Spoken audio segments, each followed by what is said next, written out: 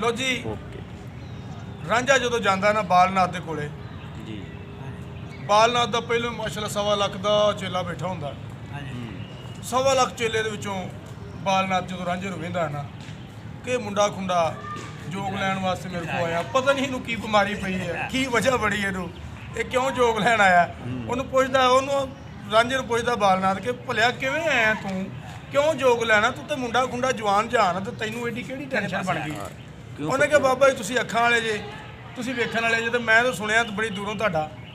ते मैं तुहाडे कोल आ गया जोग लैन वास्ते, लिया हुण मैनूं जोग दिओ, मेरे ते करो कृपा मैं जावां। उन्हें बालनाथ ने वेख्या, बालनाथ झाती पे, उन्हें कहा नहीं मुंडा ठीक है, ये जोग लैण दे काबिल है, लखां विच कोई एक चांद है, भारी जोग दी है रकम नहीं है। वाह जो बालनाथ ने वेख्या, निगाह सवली की, बालनाथ ने उन्होंने कहा लै मैं तेन जोग देना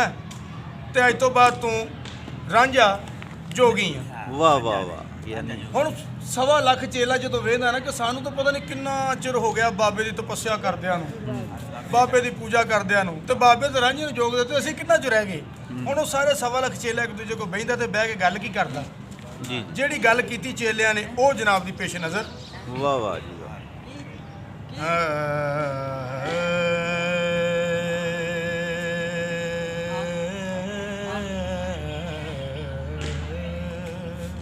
तुझसे दुआ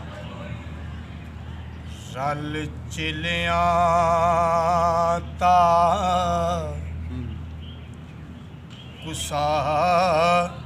कीता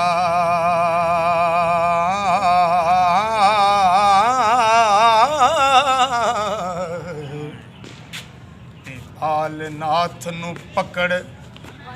ओ पथलिया ने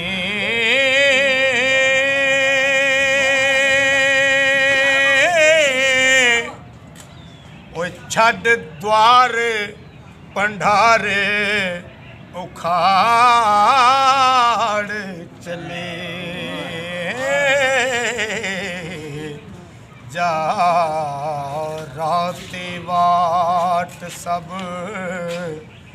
मले आने। हुण अगों की आंदे टोका बोलियां नाल हो बेशर्म हो के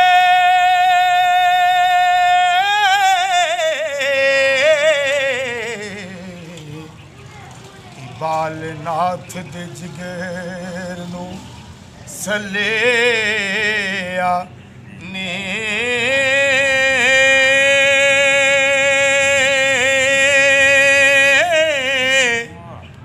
गुस्से नाल पुकारे पुकार कर दे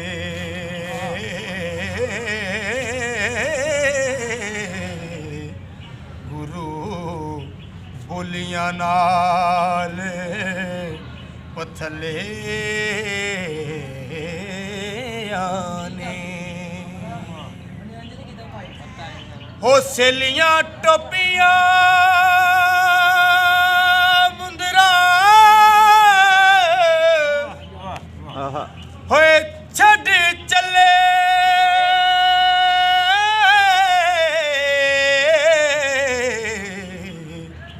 ते गुस्सा जू दे विच अडलिया ने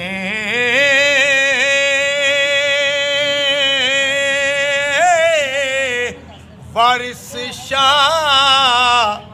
रब बखील ना होवे मेरा चारे राह नसीब दे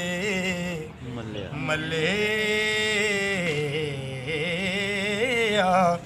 ने